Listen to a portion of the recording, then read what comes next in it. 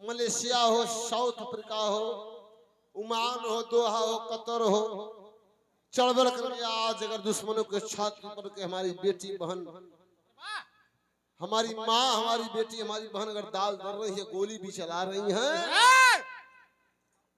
धन एक बार कविता के नाम बता लीजिए चाहिए, जोरदार ताली। यही रंडी है, यही चंडी भी है।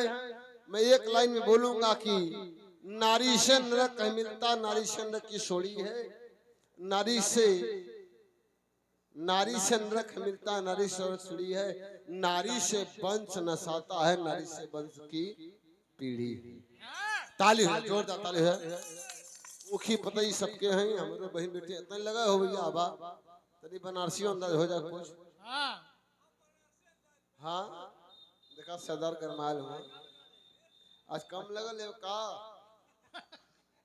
चला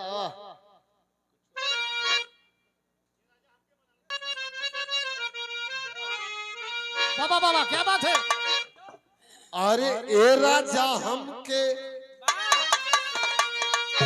और ए राजा हमके बनारस घुमागा, ए राजा हमके बनारस घुमागा, नमो पार्वती पते हर हर महा, ए राजा हमके बनारस घुमागा।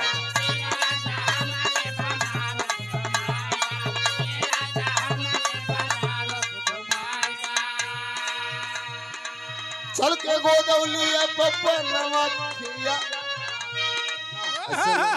शिवपुर से आए हुए यह कैसी है, नमो पार्वती पते हर हर, चल के गोदौलिया का पनावा खियाता, चल के गोदौलिया का पना, ए राजा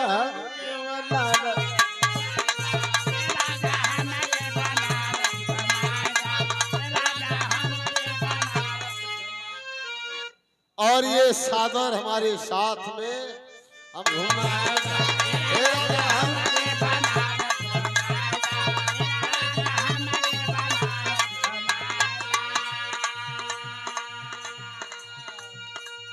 चल के गोदौलिया चल के अरे ए राजा हमके बनारस घुमाएगा, ए राजा हमके बनारस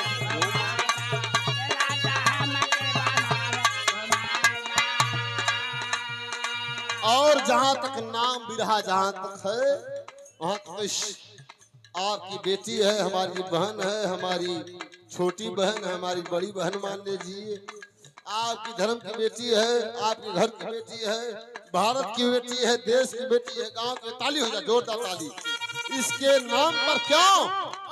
क्योंकि हौसला अफजाई के अपने बेटिया का जन्म, हमरो भैया दूसरे बेटिया हैं, पीहू पीहू और क्या ही नाम बोल छोड़िए, धन्यवाद है कविता। ताली बजा कविता के नाम जोरदार ताली से तमाम कलाकार है और दिलू हाँ मुसाफिर बात कर देना है, प्रणाम है खुश रहिए। और 1000 रुपया ताली, जोरदार ताली मुसाफिर। और अभिषेक भैया चौकी से 500 रुपया, चौकी वाले अभिषेक भैया चौकी वाले 501 रुपया देकर सम्मान की एक बार ताली बजा के आप लोग स्वागत करिए। इनकी चौकी इनकी व्यवस्था है, यही हम तो बहुत सौभाग्य है कि भैया की एक बार कहली हो तुरंत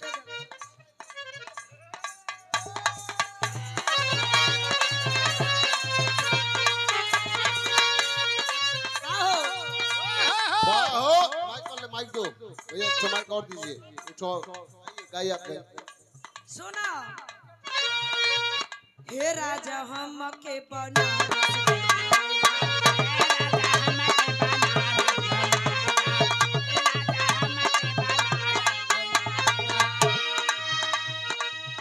चल के गोदौलिया के पनावा खिलाएगा, चल के गोदौलिया के पनावा खिलाएगा, हे राजा हमके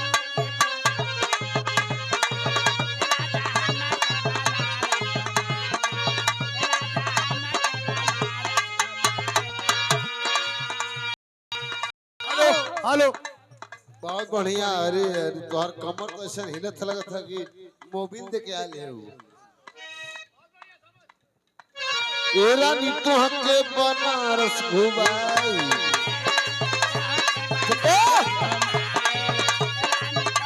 अभिषेक भैया चौकी वाले। और हमारा भाई है, बड़ा इंतजार भी किया, 6 बजे से इंतजार किया, अभी न। और ये चलो ठीक देखिए है, ये 50 रुपया भाई का। आलोक भैया हमारे रहलन है, 1 घंटा से इंतजार करना, 50 रुपया। बहुत बहुत धन्यवाद। आगे भी